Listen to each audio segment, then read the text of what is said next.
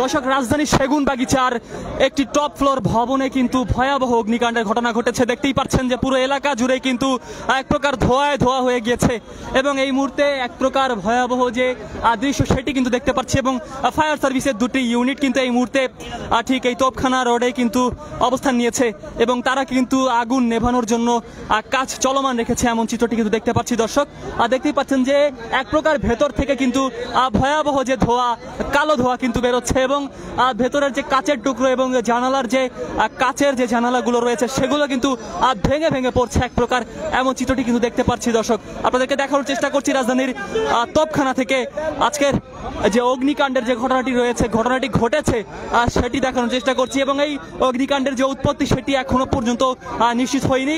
আপনাদেরকে দেখানোর চেষ্টা করছি অগ্নিকাণ্ডের যে ঘটনাটি রয়েছে ঠিক সেটি। দর্শক, এই মুহূর্তে ফায়ার সার্ভিসের দুইটি ইউনিট কিন্তু এই মুহূর্তে কাজ